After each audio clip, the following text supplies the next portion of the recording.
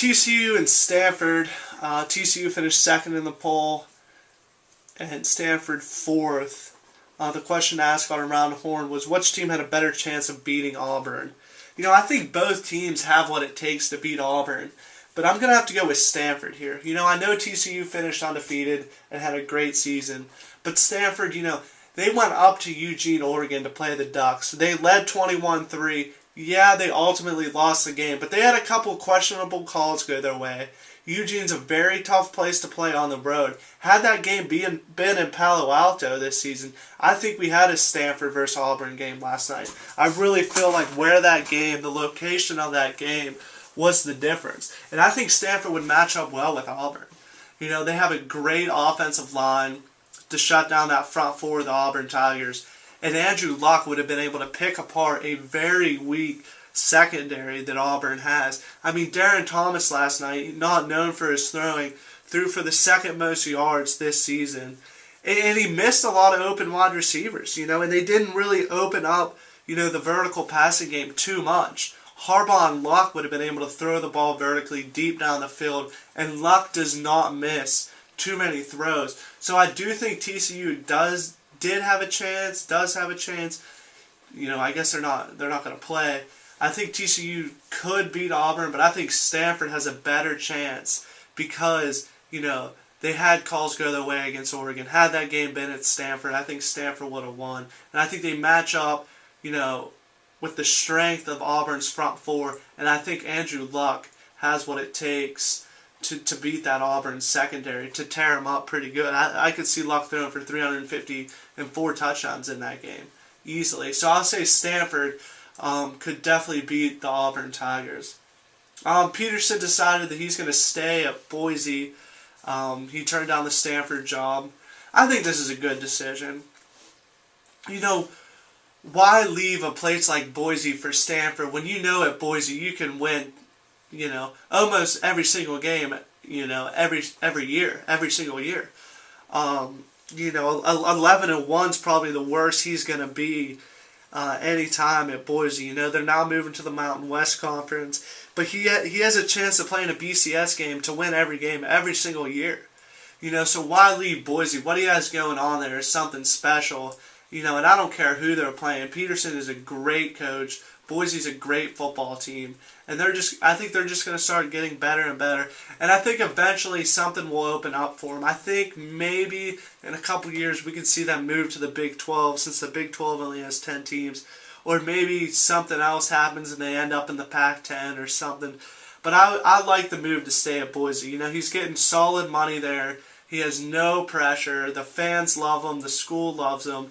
And he could pretty much do whatever he pleases for the Broncos. And he could win 11, 12 games each and every season. And has a chance now. I think they're now respected enough that they can play in the BCS National Championship game if they are to finish undefeated.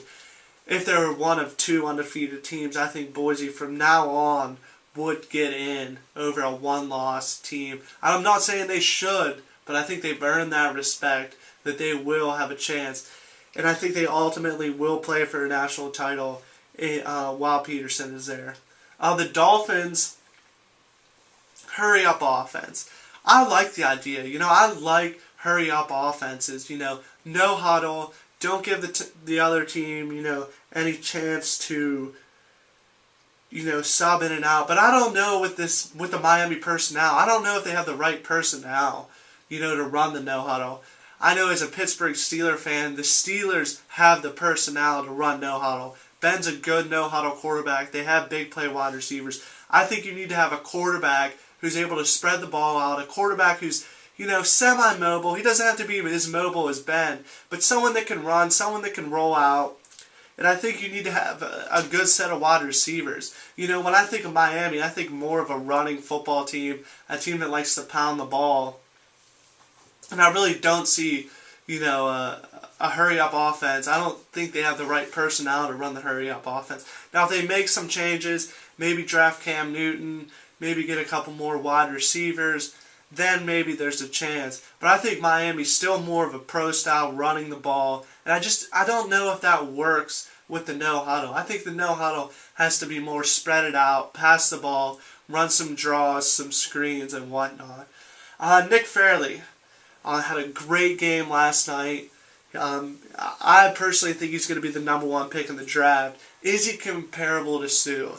I'm going to have to say no, just for the reason that if you were watching the Nebraska football game last year, even the average fan could tell Suh was unbelievable. And a lot of times the average fan can't really, pick up on good defensive linemen. And Suh was different because he was so good. He could single-handedly change the game. I know in the Big 12 championship last year, he dominated Texas. A defensive tackle almost single-handedly, beat the number 2 team in the country. And whereas Fairley is good, very good, I don't think he's up to the level of a Suh. Suh is a very special player. I'd compare Fairley more to a Dorsey or maybe Gerald McCoy or something like that. But I think he's a step or two underneath Suh. That's all I have today for the Daily JG Live. Again, I'm going to start doing this daily, so make sure you're checking back. I'll get my opinions on the topics that are discussed on Around the Horn. Thanks.